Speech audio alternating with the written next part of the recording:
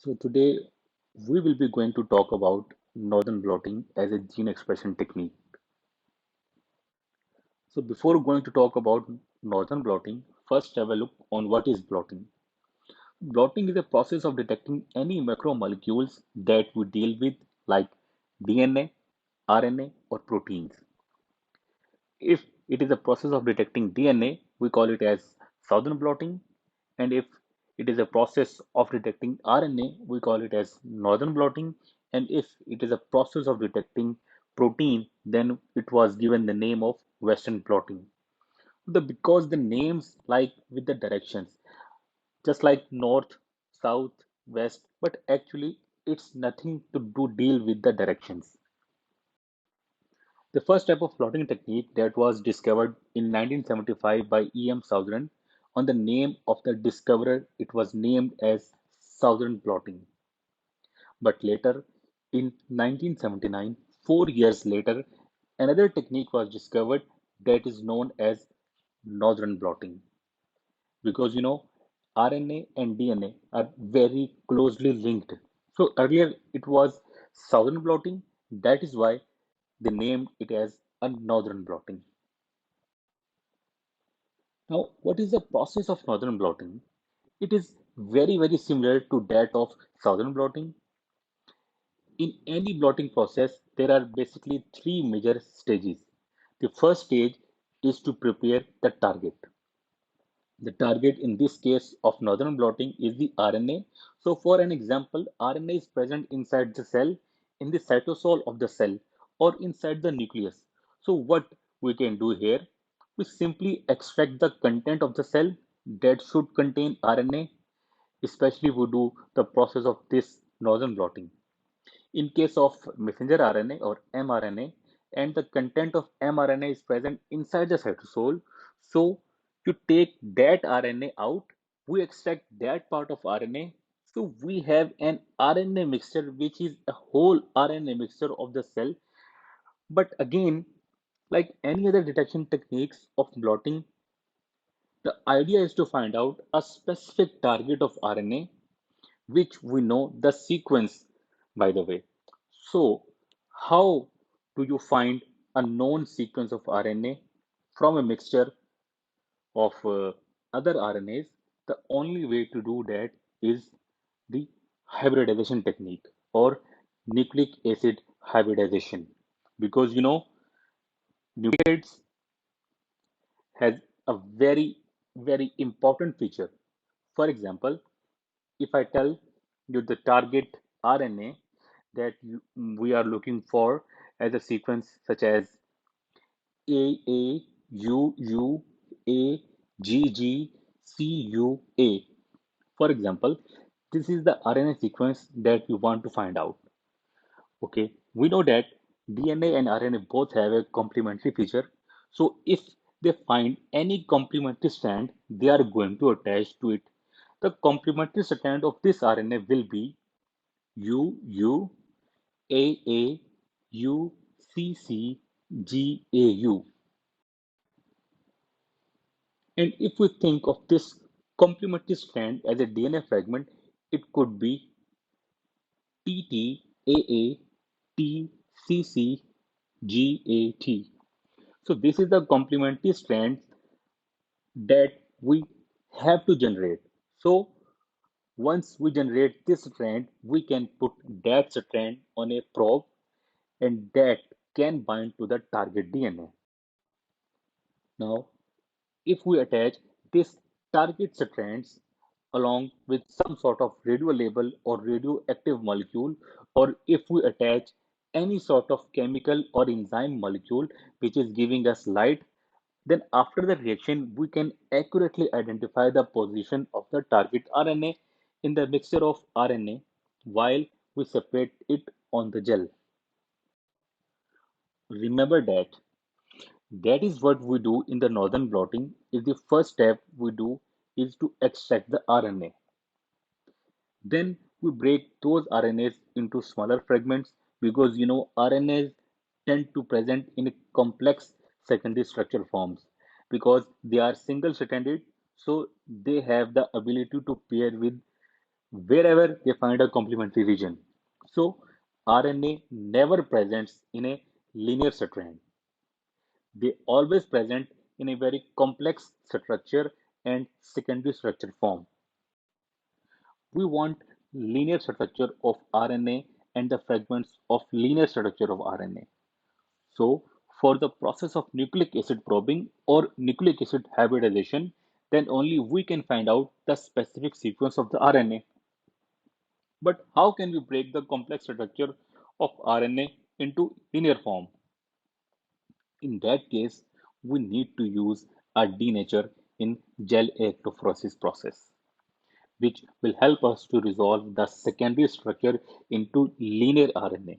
Then we can separate that RNA using electrophoresis, which is an agarose gel electrophoresis process. Then we use the probe and then the process will be done. So this is whole stages will be known as the northern blotting.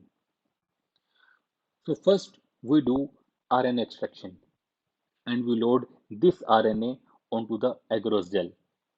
Let's say this is the agarose gel that we are talking about. This agarose gel is slightly different from agarose gel that we use in southern blotting.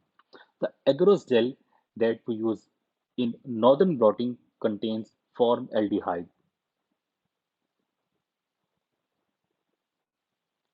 Why we use formaldehyde?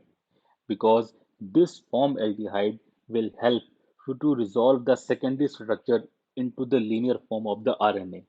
And that is very, very important. Otherwise, the RNA will not be separated based on their length. The idea of using agarose gel is to separate nucleic acid contents based on their length because agarose is a polymer of small matrix and they will form small pores inside. So, smaller length of RNA or DNA fragments can migrate further along the gel, while the larger fragments or the longer fragments will migrate less in the gel. With the help of this, we can identify where the larger and smaller fragments of the colony are present. But if the RNA is in secondary structure format, they will not follow this rule. So we need to resolve the secondary structure into linear form. We use formaldehyde to do that. Formaldehyde makes it linear and also a little bit heat that helps it to denature and RNA will migrate. So once the agarose gel electrophoresis is complete, so we can have the bands of the pattern of where exactly the different fragments of RNA are present. But the question is, agarose gel is fragile, so we cannot use agarose gel for the probing process because for the probing we need to apply different solutions and buffers and little bit weight, and all these things will not be enough for holding all those tensions by this agarose gel. So it is a better idea to transfer the content of gel into paper.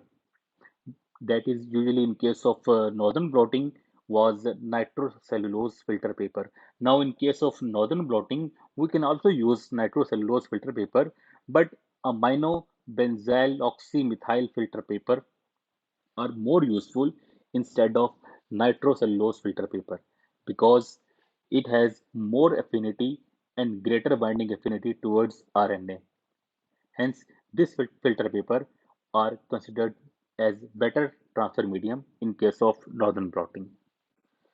We take this gel and put it in the tank to start the process of imprinting or transferring the content of RNA from agarose gel to the filter paper. And that is when the blotting terms comes in. Blotting is the imprinting of a gel material onto the paper.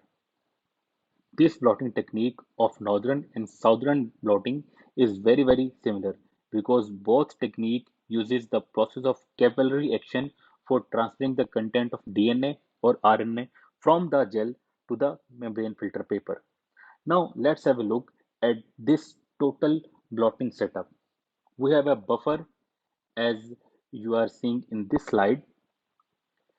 Then on the top of the buffer, we put sponge.